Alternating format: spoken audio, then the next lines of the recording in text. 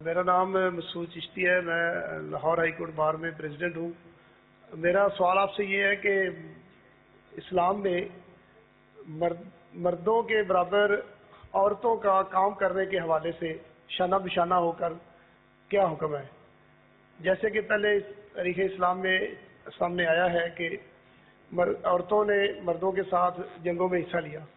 اس حوالے سے آپ ہمیں بتائیں کہ موجودہ حالات میں، موجودہ دور میں جو ہماری عورتیں ہیں وہ شانہ بشانہ مردوں کے کس طرح کام کریں گی، پردہ میں رہ کر، اور اپنا پردہ بھی سنبھال لیں اور کام بھی کر لیں۔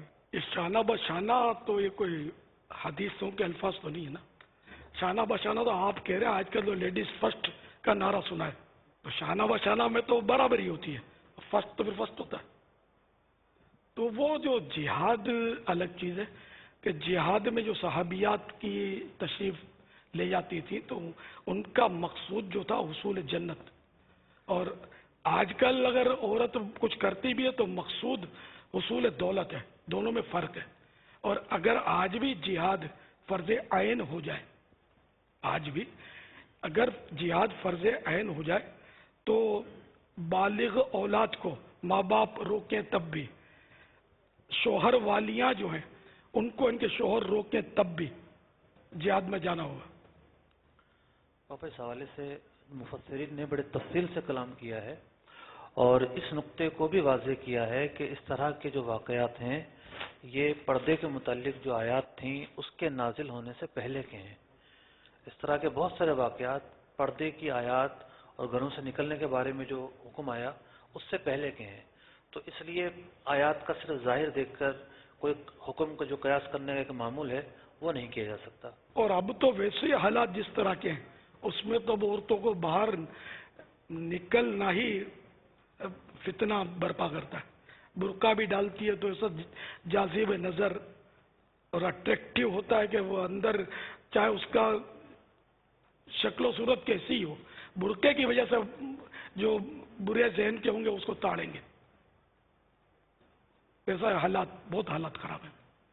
تو مرد ہی اگر شانہ بشانہ چلے اور اتحاد اور اتفاق کے ساتھ کام کریں، حرص، ہوس، حسد، بغض یہ سب نکال کر ایک اور نیک بن کر یہ سب چلے نا، جو مسلمان ہیں، اہل ایمان ہیں، تو بھی ہمارا معاشرہ بدل جائے گا اور عورتوں کے سہارے کی ضرورت نہیں پڑے گی۔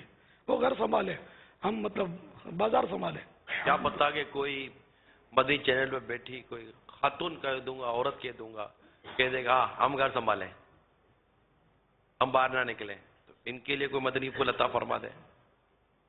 ان کو گھر بیٹھنے کے لیے آپ کہہ رہے ہیں یا کوئی ان کے لیے گھر بیٹھنے کی تاکید ہے؟ قرآن کریم میں ہے، پارہ 22 سورۃ الاحزاب آیت نمبر 33، ترجمہ قرآن کنز الایمان، اور اپنے گھروں میں ٹھہری رہو اور بے پردہ نہ رہو جیسے اگلی جاہلیت کی بے پردگی۔